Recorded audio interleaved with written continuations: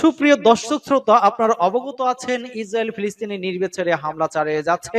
এই হামলার বিরুদ্ধে অবস্থান নিয়েছে ইরান, ইরানের পাশে দাঁড়িয়েছে রাশিয়া, চীন, উত্তর কোরিয়া। ইসরায়েলের পক্ষে অবস্থান নিয়েছে আমেরিকা।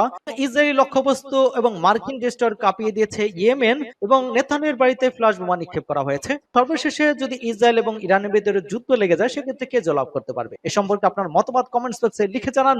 আমাদের হাতে পাওয়া সর্বশেষ আন্তর্জাতিক সবাইকে স্বাগত। প্রথমে থাকবে সংবাদ শিরোনাম, পরে বিস্তারিত। ক্ষেপণাস্ত্র, ড্রোন হামলা, ইসরায়েলি লক্ষ্যবস্তু এবং মার্কিন ডেস্ট্রয়ার কাঁপিয়ে দিল ইয়েমেন। এদিকে হুমকি আসলে দাঁত ভাঙা জবাব দেওয়া হবে। ইরান কখনো পারমাণবিক অর্জনের বিষয়ে কারোর সঙ্গে আপোষ করবে না, পেজেশকিয়ানের হুঁশিয়ারি। আরো জানিয়ে দিব, পশ্চিম তীরে ইসরায়েলি বাহিনীর গাড়িতে বিস্ফোরক হামলা। যুদ্ধ বন্ধের দাবি 1000 ইসরায়েলি সেনার, বরখাস্তের হুমকি নেতানিয়াহুর। 125% শুল্ক বসিয়ে যুক্তরাষ্ট্রকে দাঁত ভাঙা জবাব চীনের। গাজায় নতুন করে যুদ্ধবিরতি নিয়ে যা বললেন ট্রাম্প। ইউক্রেনে হাজার হাজার ড্রোন পাঠাবে যুক্তরাজ্য, নতুন সামরিক সহায়তার ঘোষণা। এবং সর্বশেষে জানিয়ে দিব, নেতানিয়াহুর বাড়ি লক্ষ্য করে ফ্লাশ বোমা নিক্ষেপে। এতক্ষণ শুনছিলেন সংবাদ শিরোনাম, বিস্তারিত। তবে তার আগে অনুরোধ থাকবে, এই ভিডিওতে একটি লাইক দিন এবং কমেন্টস করে জানিয়ে দিন আপনি কোন জেলা থেকে বা কোথা থেকে আমাদের সাথে যুক্ত রয়েছেন, এবং সংবাদের সর্বশেষ গুরুত্বপূর্ণ আপডেট পেতে চ্যানেলটি সাবস্ক্রাইব করে আমাদের সঙ্গেই থাকুন। ধন্যবাদ।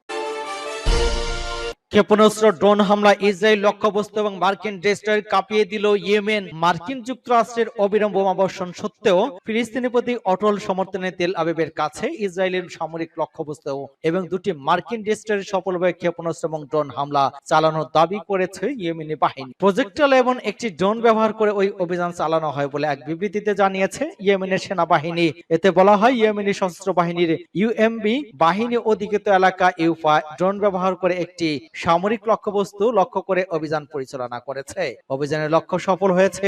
ইয়েমেনি বাহিনী ওই অভিযানকে ফিলিস্তিনের জনগণ এবং তাদের যোদ্ধাদের বিজয়ের প্রকাশ এবং গাজার জনগণের বিরুদ্ধে কোন হত্যার প্রতিক্রিয়া এবং দেশটির বিরুদ্ধে আগ্রাসনের প্রতিশোধ হিসেবে বর্ণনা করেছে। দেশের সেনাবাহিনী আরো বলেছে, আমাদের দেশের বিরুদ্ধে চলমান মার্কিন আগ্রাসন এবং আমাদের জনগণের বিরুদ্ধে অপরাধের জবাবে আমাদের সশস্ত্র বাহিনী লোহিত সাগরের যুদ্ধ জাহাজকে লক্ষ্যবস্তু করে চলেছে। বলা হয়, বেশ কয়েকটি ক্রুজ ক্ষেপণাস্ত্র এবং ড্রোন ব্যবহার করে নৌবাহিনী, বিমান বাহিনী ইয়েমেনে একটি যৌথ সামরিক অভিযান পরিচালনা করেছে এবং দুটি মার্কিন ডেস্ট্রয়ারকে লক্ষ্যবস্তু করেছে। যদিও এই হামলার দাবির বিষয়ে যুক্তরাষ্ট্রের কোনো মন্তব্য পাওয়া যায়নি।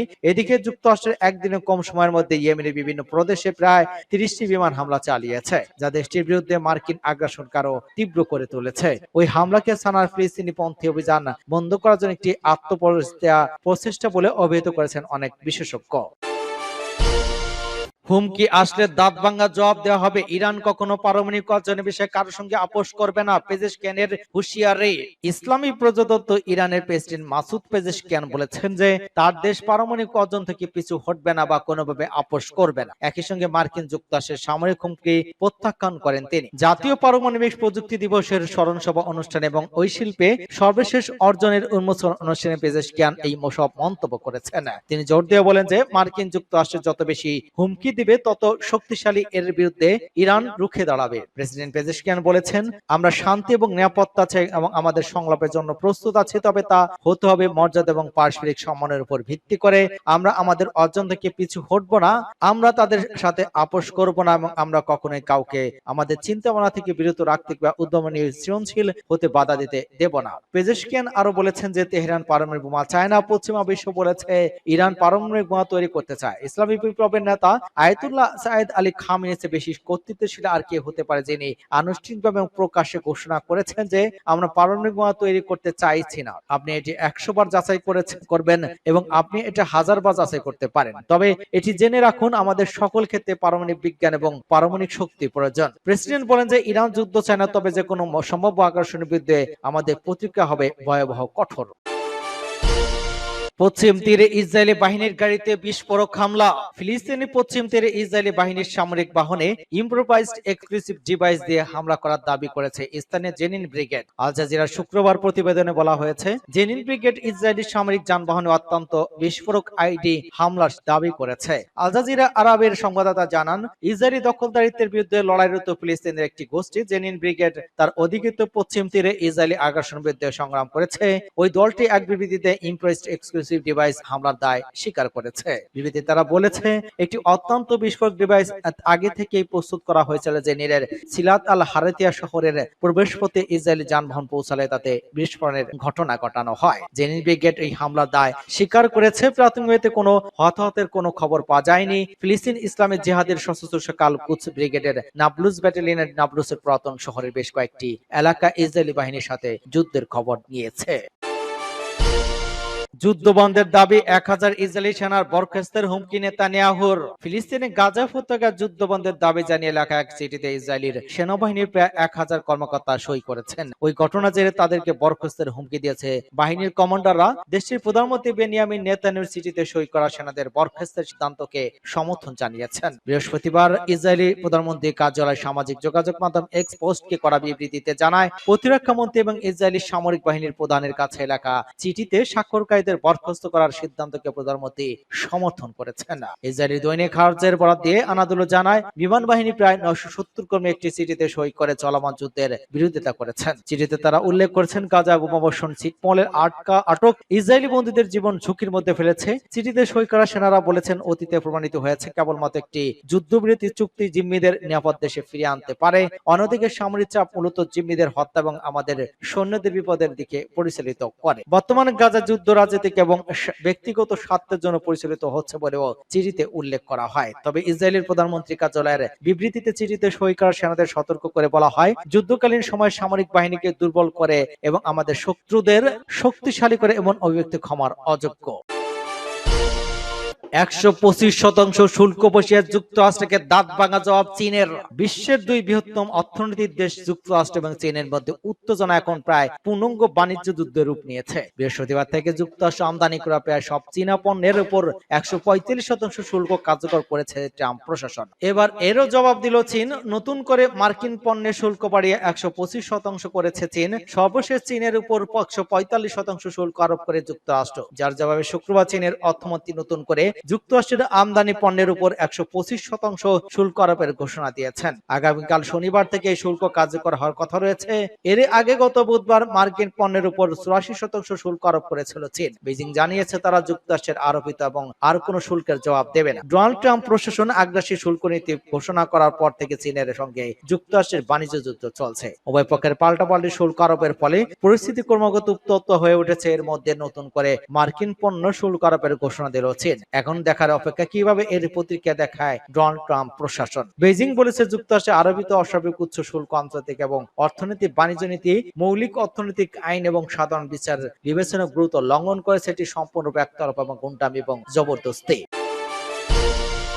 গাজায় নতুন করে যুদ্ধবিরতি নিয়ে যা বললেন ট্রাম্প। গাজায় হামাসের হাতে আটক অবশিষ্ট জিম্মিদের ফিরিয়ে আনার বিষয়ে অগ্রগতি হচ্ছে বলে জানিয়েছেন মার্কিন প্রেসিডেন্ট ডোনাল্ড ট্রাম্প। এ বিষয়ে হামাস এবং ইসরায়েলের সঙ্গে যুক্তরাষ্ট্রের আলোচনা চলছে বলেও জানান মার্কিন প্রেসিডেন্ট। তবে আলোচনা নিয়ে বিস্তারিত কোনো তথ্য দেননি তিনি। টাইমস অফ ইসরায়েলি প্রতিবেদনে বলা হয়, বৃহস্পতিবার সাংবাদিকদের কাছে একথা বলেন ডোনাল্ড ট্রাম্প। তিনি বলেন, আমরা তাদের ফিরিয়ে আনার কাছাকাছি চলে এসেছি। ট্রাম্প আরো বলেন, অনেকে ফিরে এসেছে, অনেকে খুব ভালো আছে, কেউ কেউ বেশ খারাপ অবস্থায় ফিরে এসেছে, তারাও ঠিক আছে। আমার মনে হয় তারা দীর্ঘদিনের সময়ের জন্য মানসিকভাবে ক্ষতিগ্রস্ত হবে, কারণ যদি আপনি বসে তাদের সাথে কথা বলেন বুঝতে পারবেন। তিনি আরো বলেন, এখনো আটক জিম্মিদের ফিরে আনতে আমরা অগ্রগতি করেছি। আমরা ইসরায়েলের সঙ্গে কথা বলেছি, হামাসের সঙ্গে কথা বলেছি। ইসরায়েলি সংবাদ মাধ্যমে ওয়ানটেড নিউজ জানিয়েছে, ট্রাম্পের মধ্যপ্রাচ্য বিষয়ক দূত স্টিভ ওয়াকফ জিম্মিদের পরিবারগুলোকে একই রকমের বার্তা দিয়েছেন। ওয়াকফ উদ্ধৃতি করে প্রতিবেদনে বলা হয়, আলোচনা অনেক দূর এগিয়েছে, কয়েকদিনের মধ্যে হয়তো আমরা একটি চুক্তিতে পৌঁছাতে পারবো। টাইমস অফ ইসরায়েল বলেছে, শুক্রবার মিশর যুদ্ধবিরতি এবং জিম্মি চুক্তির একটি খসড়া প্রস্তাব ইসরায়েলের কাছে হস্তান্তর করেছে। মিশরে ওই প্রস্তাবে 40 থেকে 70 দিনের একটি যুদ্ধবিরতির কথা বলা হয়েছে। তবে ওই সময় 8জন জীবিত জিম্মি এবং 8 জন মৃত জিম্মির মরদেহ হস্তান্তর করা হবে। বিনিময়ে ইসরায়েলের কারাগার থেকে বিপুল সংখ্যক ফিলিস্তিনিকে মুক্তি দেওয়া হবে। সংশ্লিষ্ট কর্মকর্তা জেরুজালেম পোস্টকে বলেছেন, হামাস এখনো প্রস্তাবটি দেখেনি এবং এতে রাজি হবে কিনা তাও তারা ইঙ্গিত নেই। তবে ইসরায়েলি কর্মকর্তার দাবি, আলোচনা বিষয়ে হামাসের পক্ষ থেকে সাড়া পাওয়া গেছে, চুক্তিতে পৌঁছানোর সম্ভাবনা বেশি। ট্রাম্পের বিবৃতির পর প্রধানমন্ত্রী বেনিয়ামিন নেতানিয়াহুর কার্যালয় এক বিবৃতিতে জানিয়েছে, আলোচনাকারী দল এবং ইসরায়েলি নিরাপত্তা প্রদানের সঙ্গে জিম্মিদের বিষয়ে পরিস্থিতি মূল্যায়ন আছে। ইউক্রেনে হাজার হাজার ড্রোন পাঠাবে যুক্তরাজ্য, নতুন সামরিক সহায়তার ঘোষণা। ব্রাসেলসে অনুষ্ঠিত ইউক্রেন প্রতিরক্ষা গ্রুপের বৈঠকে কিয়েভের জন্য 450 মিলিয়ন পাউন্ডের একটি নতুন সামরিক সহায়তার ঘোষণা করেছে যুক্তরাজ্য। এর মধ্যে রয়েছে কয়েক হাজার ড্রোন এবং অ্যান্টি ট্যাঙ্ক মাইন। বৈঠকে যুক্তরাজ্যের প্রতিরক্ষা মন্ত্রী জন হিলি বলেছেন, রাশিয়ার আগ্রাসন ঠেকাতে এবং প্রেসিডেন্ট পুতিনের উপর চাপ বাড়াতে আমাদের এখনই পদক্ষেপ নিতে হবে। 2025 সাল হবে ইউক্রেন যুদ্ধের একটি গুরুত্বপূর্ণ বছর। ইউক্রেনের জন্য ঘোষিত প্যাকেজে কয়েক হাজার ড্রোন ছাড়াও রাডার সিস্টেম, যুদ্ধযান মেরামত এবং রক্ষণাবেক্ষণের জন্য 160 মিলিয়ন পাউন্ড দেওয়া হবে। এছাড়া যুক্তরাজ্যের নেতৃত্বাধীন আন্তর্জাতিক তহবিলের আওতায় থাকছে অতিরিক্ত 350 মিলিয়ন পাউন্ড। ফ্রাঙ্কো ব্রিটিশ নেতৃত্বাধীন 30টি দেশে একটি জোট ইউক্রেন শান্তিরক্ষী বাহিনী স্থাপনের সম্ভাবনা নিয়ে আলোচনা করেছে। তবে ইউরোপীয় ইউনিয়নের পররাষ্ট্রনীতির প্রধান কাজা ক্যালাস বলেছেন, ওই বাহিনীর প্রকৃত উদ্দেশ্য কি হবে তা নিয়ে এখনো স্পষ্টতা দরকার। উল্লেখ্য, পূর্বে এই ধরনের বৈঠকে মার্কিন প্রতিরক্ষা মন্ত্রীর নেতৃত্বে অনুষ্ঠিত হলেও এবার তা জন হিলি এবং তার জার্মান সমকক্ষ বরিস পিস্টরের নেতৃত্বে অনুষ্ঠিত হয়েছে। নেতানিয়াহুর বাড়ি লক্ষ্য করে ফ্ল্যাশ বোমা নিক্ষেপ। ইসরায়েলি প্রধানমন্ত্রী বেঞ্জামিন নেতানিয়াহুর বাড়ির বাগানে দুটি ফ্ল্যাশ বোমা নিক্ষেপ করা হয়েছে। নেতানিয়াহুর উত্তর ইসরায়েলের সিজারিয়া শহরের বাড়িতে ওই বোমা নিক্ষেপ করা হয়। এ সময় সেখানে নেতানিয়াহু তার বাড়ির পরিবারে কেউ উপস্থিত ছিলেন না। এতে কোনো ক্ষয়ক্ষতির খবর পাওয়া যায়নি, খবর রয়টার্সের। এক্স পোস্টে ইসরায়েলি প্রতিরক্ষা মন্ত্রী কাটস বলেছেন, এই ঘটনা সমস্ত সীমা অতিক্রম করেছে। তিনি আরো বলেন, প্রধানমন্ত্রী বেনিয়ামিন নেতানিয়াহু ইরান এবং প্রক্সি বাহিনীর হুমকির মধ্যে রয়েছে। তারা তাকে হত্যা করার চেষ্টা করছে। এই ঘটনার জন্য তিনি নিরাপত্তা বাহিনী এবং বিচারিক সংস্থাকে যথাযথ পদক্ষেপ গ্রহণের আহ্বান জানিয়েছেন। ইসরায়েলের প্রেসিডেন্ট আইজাক হারজগ এক্স এ পোস্টে ঘটনার নিন্দা করেছেন এবং বলেছেন যে তদন্ত চলছে। দেশটির নিরাপত্তা মন্ত্রী ইতামার বেন গভির বলেছেন, প্রধানমন্ত্রী বেনিয়ামিন নেতানিয়াহুর বিরুদ্ধে উস্কানি সমস্ত সীমা অতিক্রম করেছে। সর্বশেষ ফ্ল্যাশ বোমা নিক্ষেপের মাধ্যমে তা রেড লাইন অতিক্রম করেছে। এর আগে গত অক্টোবরে নেতানিয়াহুর বাড়িতে ড্রোন হামলা চালানো হয়, তবে সেই সময়ও বাড়িতে ছিলেন না নেতানিয়াহু।